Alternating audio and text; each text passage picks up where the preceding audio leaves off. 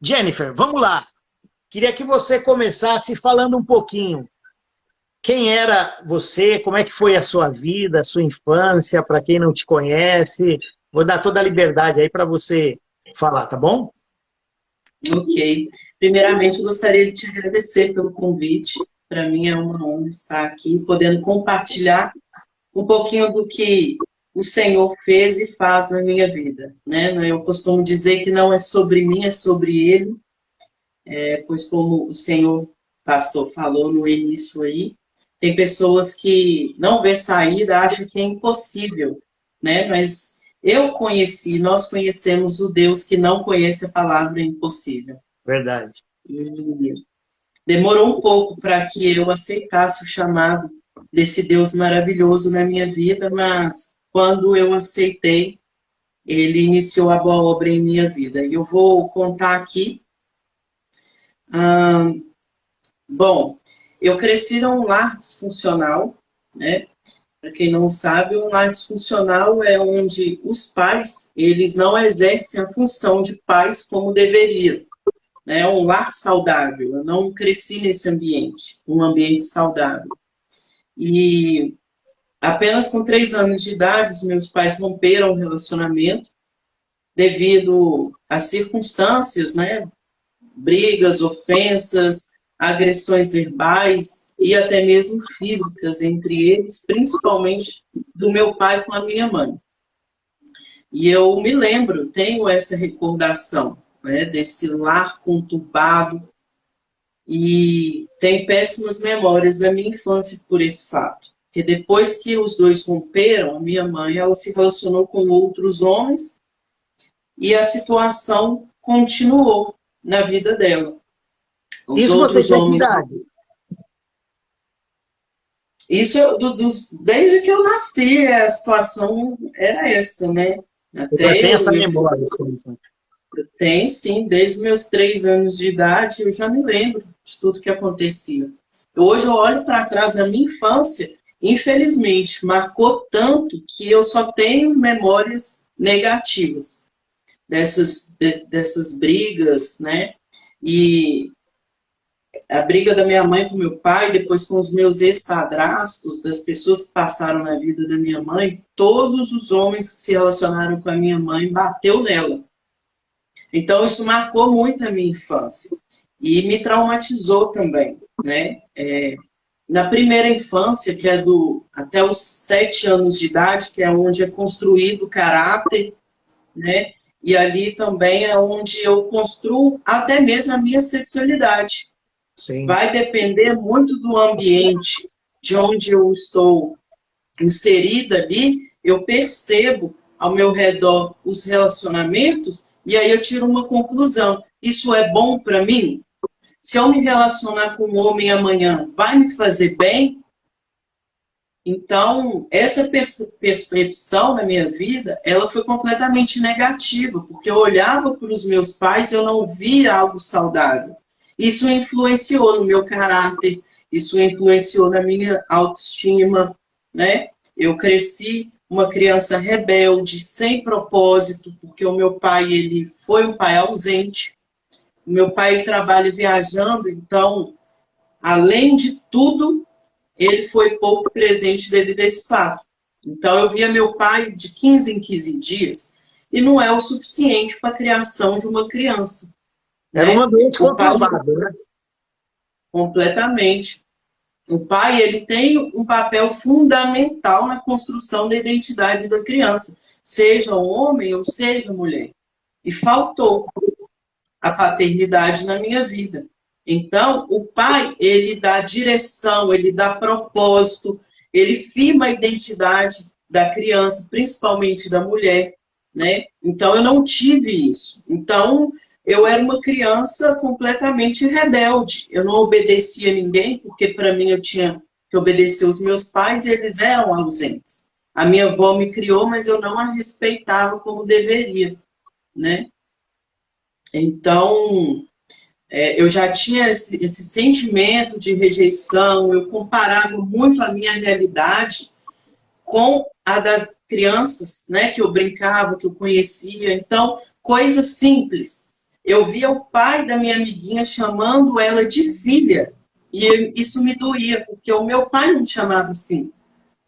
Os pais das minhas amigas buscavam ela na escola, estavam presentes em datas importantes, e o meu nunca estava. Então, são pequenos detalhes que faz toda a diferença, né? Exato. E aí, marcas da orfandade na minha vida, que resultou a uma vida completamente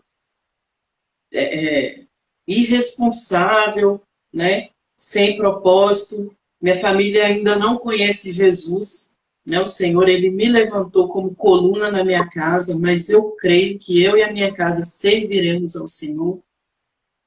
Amém. Então, eu não conhecia a palavra de Deus, eu criança. A palavra diz: ensina o teu filho o caminho que deve andar, para quando crescer ele não se desviar desses caminhos. Como a minha família não conhecia, não me passaram. Muito pelo contrário, pastor Leandro. Como eu cresci no lar da minha avó, o marido dela era presidente de uma casa de umbanda. Então, eu cresci nesse meio. E acreditando que Deus estava ali. Porque há muito engano nesse meio. Há muita mentira nesse meio. E se você não conhece a palavra de Deus, você é facilmente enganado.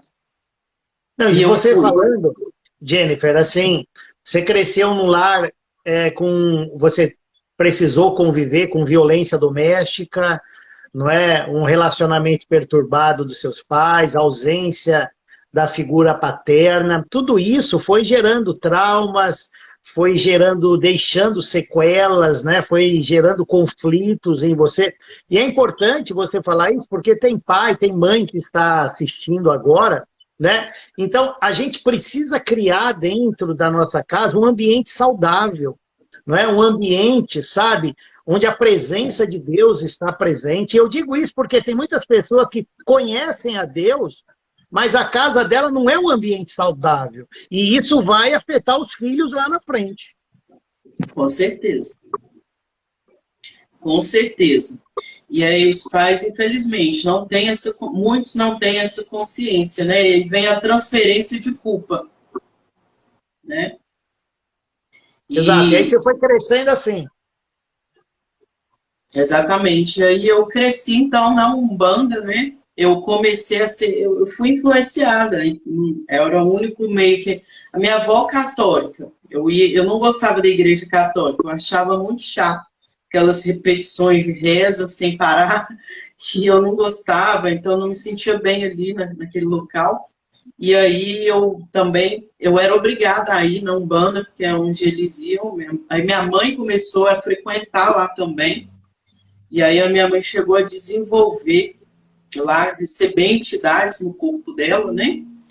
E eu, muito criança, eu me lembro que eu com 7 anos de idade apenas, eu já tinha uma certa consciência ali, mas por falta do conhecimento, né, eu verbalizei algo contra a minha própria vida. Já cansada de ver a minha mãe apanhando de homens, né, eu cheguei a falar que quando eu crescesse, eu iria ser homem e eu iria ensinar para os homens o que é ser um homem de verdade. Você falou isso. E aí eu verbalizei isso. Mas assim, eu não sabia como que eu iria ser um homem. Eu não sabia que isso é possível, eu não sabia nem que existia o lesbianismo. Quanto mais a transexualidade, né? E aí eu tinha apenas 7 anos de idade e a minha vida agora passou a ter esse propósito, ser um homem.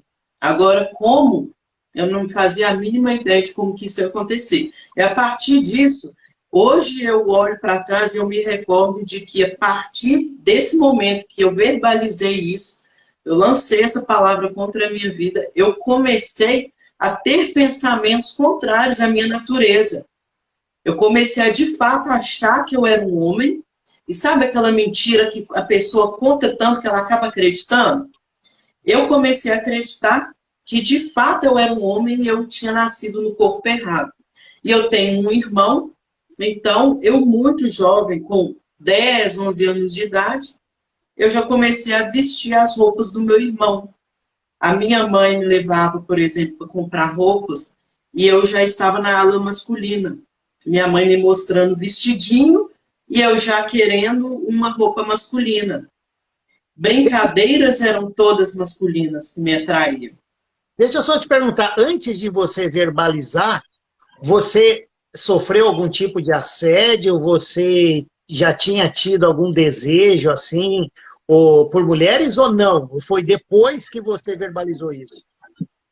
Então, depois, o que eu me recordo é que depois disso, eu comecei até a olhar para as amiguinhas que eu tinha no prédio com um olhar diferente. Eu me Olha lembro de só. eu ter pensado assim, eu tenho coragem de beijar na boca dela. Mas eu nunca tinha beijado na boca. Eu tinha atração já pela minha amiguinha do prédio. Mas foi depois. Isso tudo foi depois de eu verbalizar isso. E a palavra, ela tem poder. As pessoas precisam se conscientizar disso. O poder da vida e da morte está na língua, né? Deus, ele criou todas as coisas no poder da tua palavra. Se nós somos imagem e semelhança de Deus, imagina o peso que não tem a palavra que sai da nossa boca. E muitas pessoas não se conscientizam disso. E ali, quando eu verbalizei isso na verdade, o inimigo ele está ao nosso derredor, buscando a quem possa tragar. Ele pegou as palavras que eu mesma lancei contra a minha vida e começou a lançar dardos. E eu não tinha o conhecimento da palavra de Deus, a minha família não tinha. Então eu era um alvo ali, com certeza, para ataques malignos, porque tudo influencia, principalmente no mundo espiritual. E então eu fui inserida na Umbanda, comecei a frequentar a Umbanda, e para mim Deus estava ali. Eu tinha acesso às entidades manifestadas no corpo das pessoas, e eu conversava com elas como eu estivesse conversando com alguém, assim, naturalmente. Né? Eu não tinha medo, nunca tive medo, era algo normal, porque eu acreditava que de fato Deus estava ali. Que eles diziam isso. Eles diziam que eles eram espíritos de luz que estavam no corpo da pessoa para fazer o bem, para encontrar a luz, sabe? Então era um engano muito grande. E eu só fui me dar conta mais à frente.